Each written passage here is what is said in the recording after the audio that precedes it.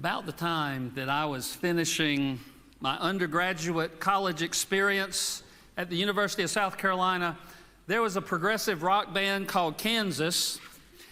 And Kansas had a hit song right as I was finishing school, and it was called The Point of No Return, and it's spelled K-N-O-W. This is one of the most famous album covers in the world, and it's about a crew of sailors on an ocean voyage. I always thought that was strange. Kansas is a landlocked state, but yet these singers are always talking about going out to the sea. Anyway, this group of sailors are on an ocean voyage, and they are approaching, if you look at the album cover, what appears to be the end of the world, and they're about to go over the edge and into the abyss.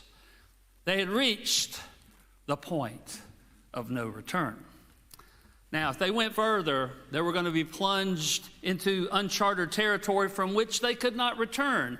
So they had to make a decision. Were they going to go, or were they going to turn around and return to what was familiar? Centuries ago, many centuries ago, the Hebrew people were making a similar decision. They had been slaves in Egypt for hundreds of years. They had cried out to God, "Deliver us, send someone to save us." Finally, God responded to their call and sent them a deliverer to King Pharaoh. His name was Moses, the stutterer. And Moses came and led them out of Egypt. And then, remember the story, they left in haste, and they had what was the first Passover meal, and they ran out of town, and then they came up to the Red Sea where they could not escape. The Egyptian chariots were coming upon them very quickly. They were trapped between the devil and the deep blue sea, so to speak. Should they return to a life of familiarity, slavery, or should they go forward? With God's direction, Moses raised his staff, and the sea parted. And the Hebrew people moved into uncharted territory and passed the point of no return. Centuries later, Jesus remembered all of that as he was getting ready to attend Passover. He was standing on a hill called the Mount of Olives. Near the Mount of Olives was a garden called Gethsemane. It's a small mountain and then a big tall one right here where Jerusalem was. Jesus watched all the pilgrims going to Jerusalem to celebrate Passover. Probably 250,000 people were gathering. Jesus remembered how they had approached and went past the point of no return. For the past 3 years, Jesus had been up in central northern Palestine and Israel, where he'd been teaching the fishing villages, he'd been healing, and his reputation had gotten so big. So many people were following him that he attracted the attention of the religious authorities down south in Jerusalem. So they started coming up to hear him speak. They wanted to check out this man. And they started challenging Jesus on some of his beliefs and some of his teachings, and they began to bait him and tried to trap him.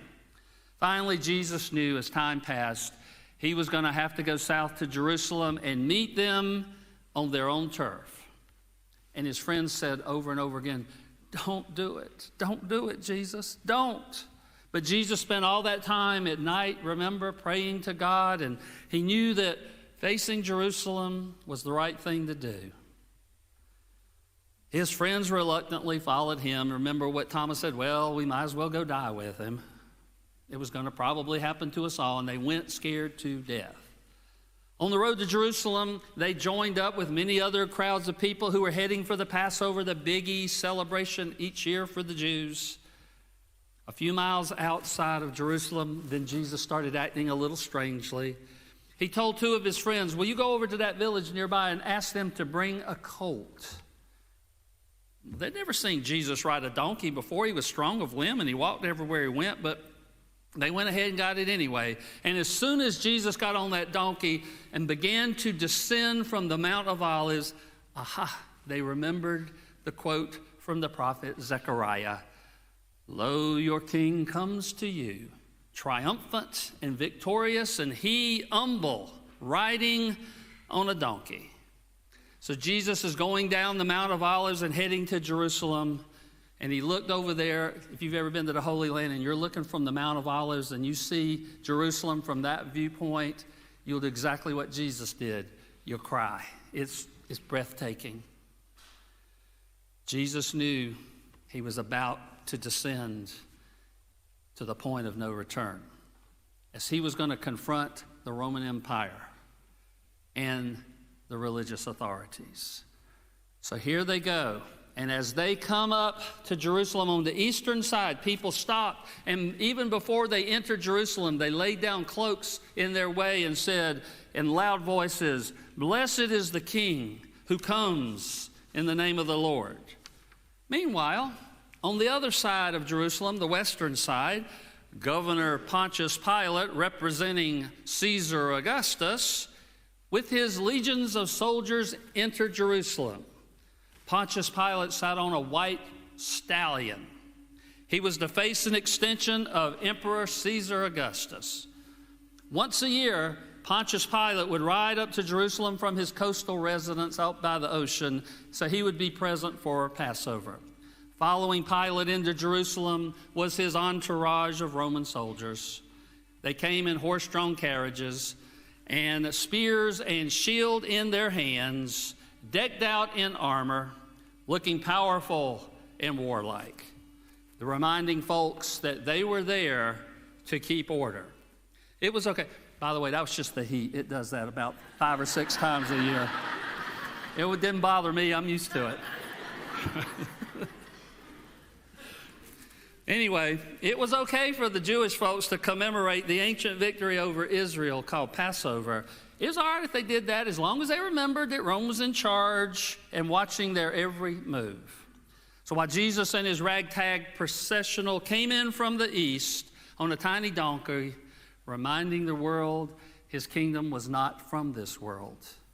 His kingdom was a place of peace and justice, a religion of radical freedom and inclusion. 2 different parades coming from the east and from the west, and you know it as well as I do. There's going to be a head-on collision.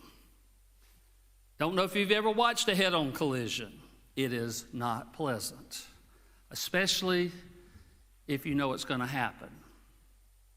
I witnessed a head-on collision by 2 vehicles when I was 20 years old. I was home for the Christmas holidays. My mom and my dad and I were returning home to Barnwell after watching a movie in Orangeburg. We were traveling on that 4-lane highway. Many of y'all have traveled all your life, 601. And as we were riding down 601, getting ready to turn off to Barnwell, South Carolina, we saw a pickup truck driving on the wrong side of the 4-lane highway. My father started honking the horn. I put the window down and I started hollering at the top of my voice, "You're on the wrong side of the road," just like they did in Planes, Trains, and Automobiles. Except that one was funny, this one was tragic. I can still remember leaning out of the window and hanging my body out and waving and screaming, "Move over, get out the road." And then our worst fears were realized as we came to the top of a little hill. There was a head-on collision at 50 miles an hour.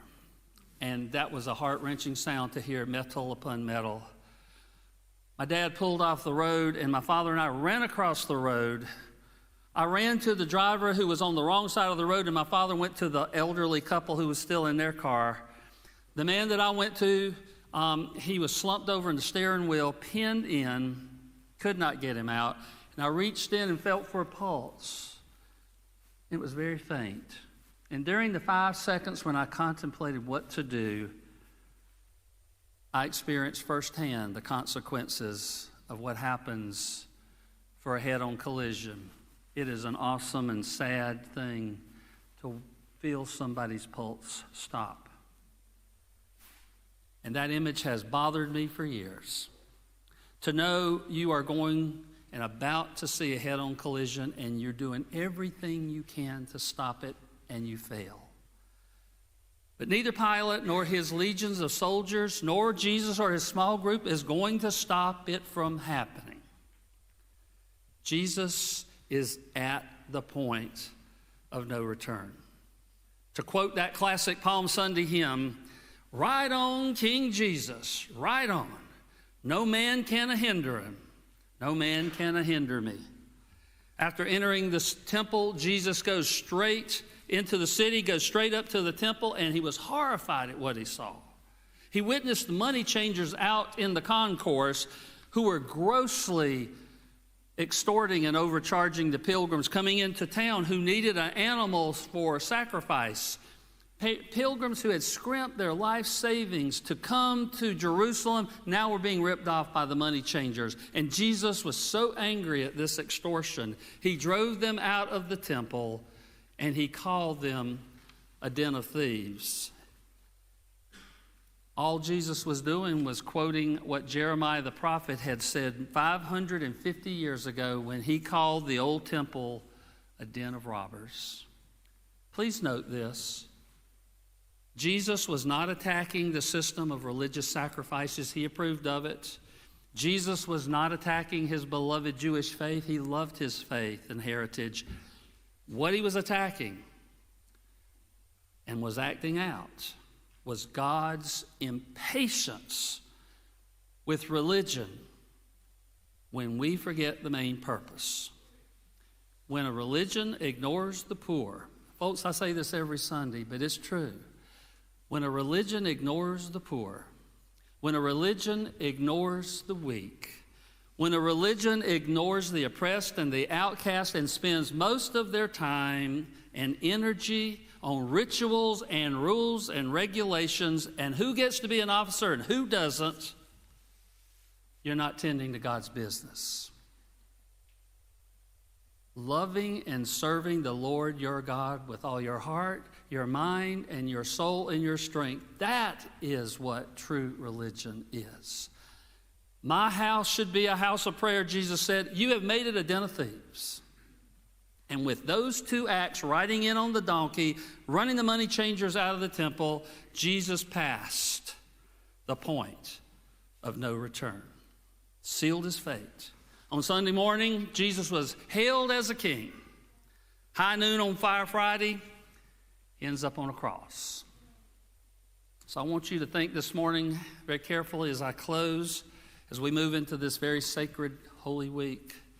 What value does the cross of Christ have for you?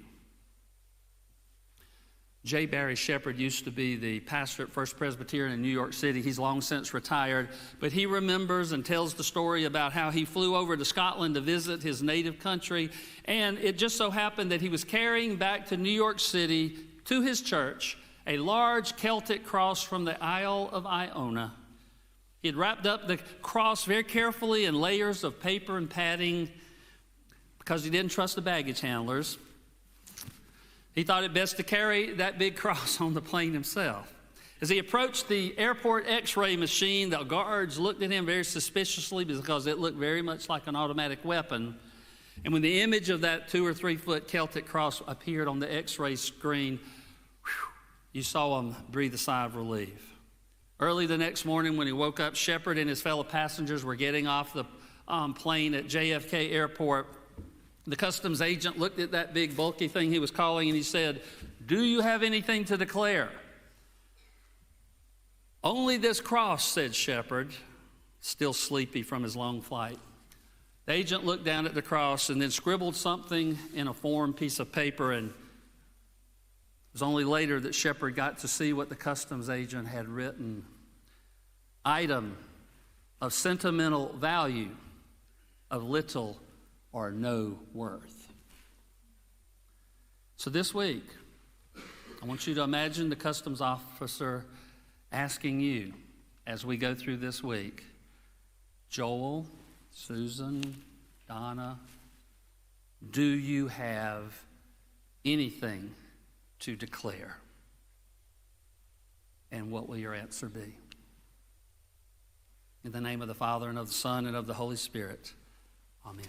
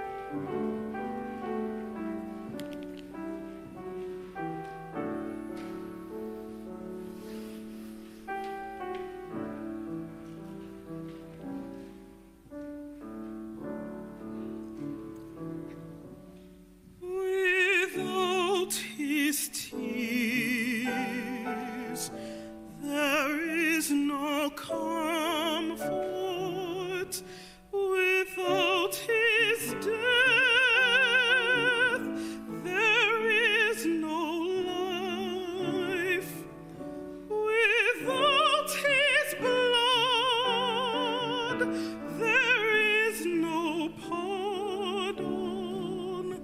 Without his cross, there is no crown. Without his shame, there is no glory. Without his grief, there is no joy. Without his stripes,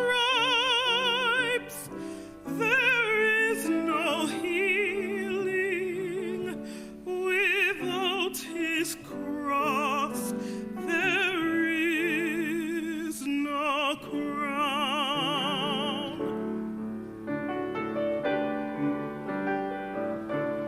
Lamb of God, you bring salvation, and with your grace our hearts are sealed. Lord, with your tears of love, you bathe our sorrows. In your eyes we stand revealed. Without his tears, there is no comfort. Without his death,